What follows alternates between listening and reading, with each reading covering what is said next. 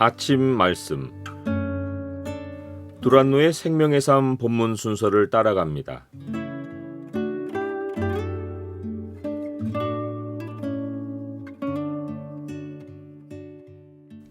오늘 본문 말씀은 요한복음 16장 1절에서 15절입니다.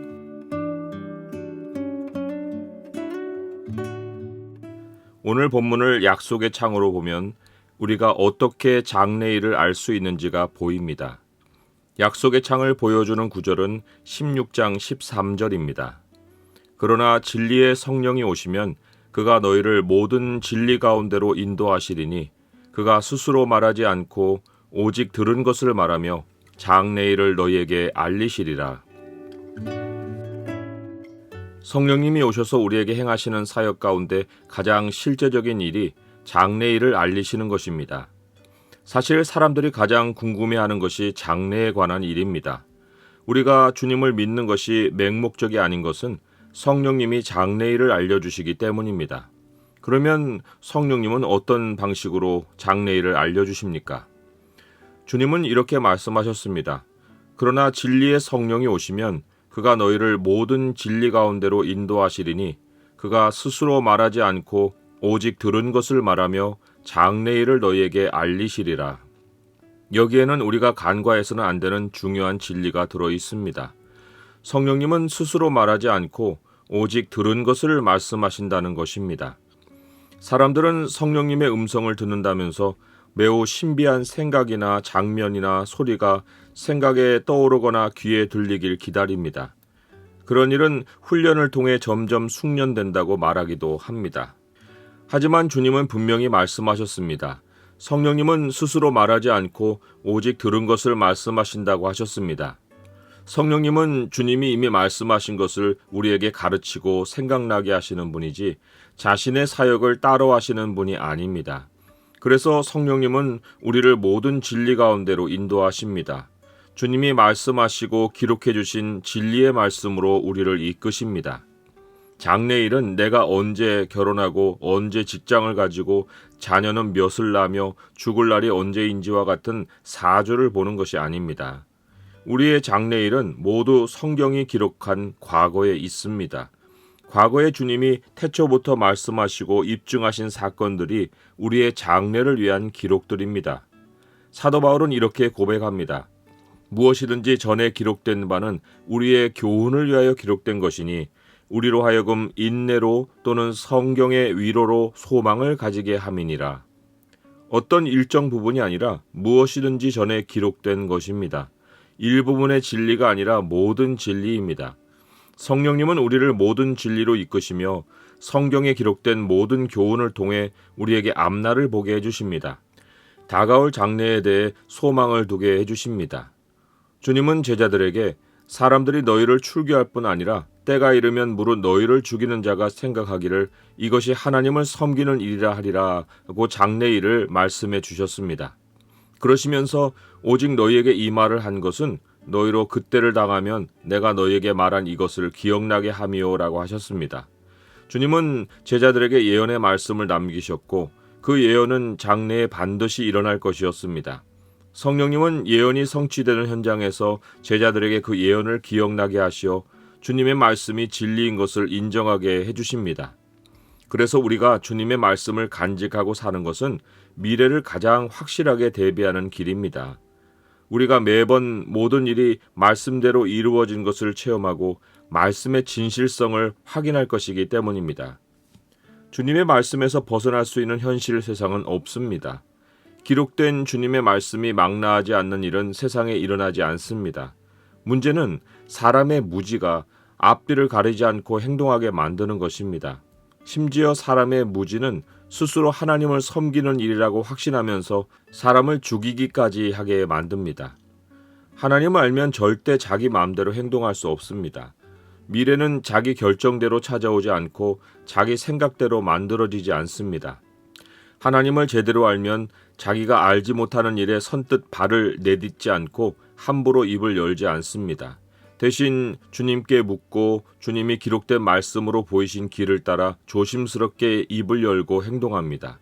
이것만이 아닙니다. 하나님을 알면 장래의 모든 일이 주님의 영광과 연결된 것도 압니다. 주님은 보혜사가 오시면 그가 내 영광을 나타내리니 내 것을 가지고 너희에게 알리시겠음이라고 하셨습니다. 성령님이 주님의 말씀으로 장래일을 말씀해 주시는데 우리가 내 영광을 위해 계획한다면 그런 일은 장래에 절대로 일어나지 않습니다. 일어난다면 그것은 예외 없이 고통을 겪고 후회하는 일들입니다.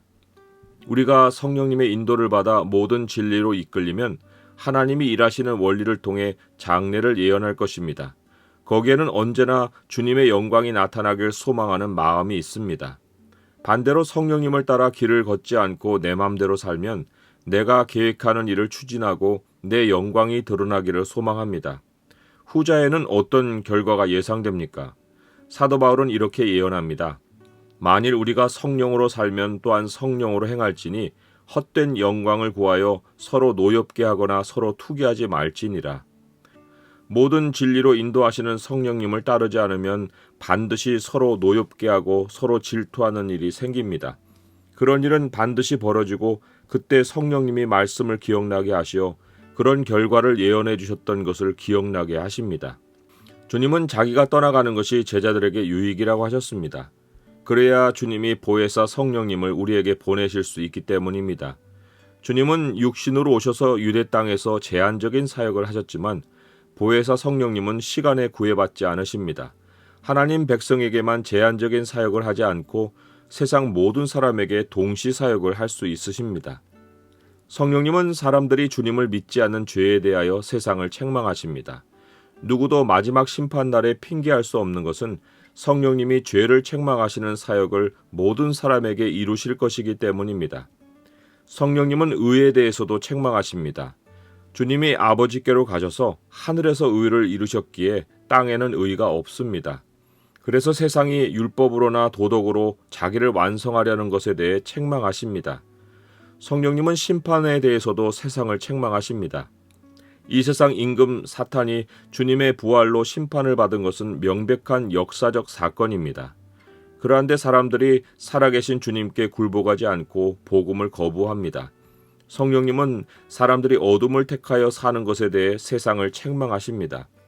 성령님의 사역은 믿는 사람들이 생각하는 차원을 초월하여 세상 사람들 영혼 구석구석에 책망의 소리를 전하십니다. 주님이 제자들에게 내가 아직도 너희에게 이를 것이 많으나 지금은 너희가 감당하지 못하리라고 하시면서 진리의 성령이 오시면 그가 너희를 모든 진리 가운데로 인도하시리라고 약속하셨습니다. 우리도 성령님께 의존하지 않고 육에 머물러 있으면 진리가 감당이 안 됩니다. 이해되지도 않고 장래일은커녕 현재도 알지 못해 전전긍긍하며 살 수 있습니다.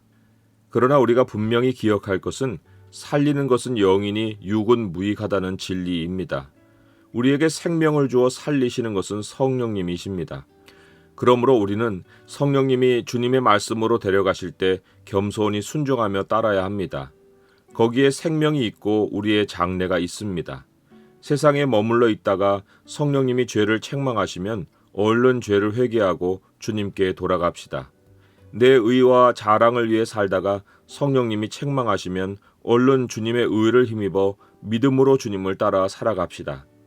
사람들에게 굽실대고 인정을 받으려 할 때 성령님이 책망하시면 세상의 참 임금이 주님이신 것을 고백합시다. 그리고 얼른 주님 발 앞으로 돌아가 주님을 섬기며 살아갑시다.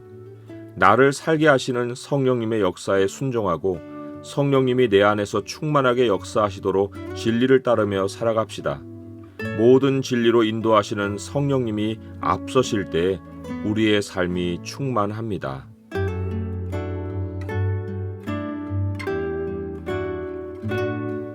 주님, 저의 생각으로 미래 일을 고민하다가 매번 지쳐버립니다.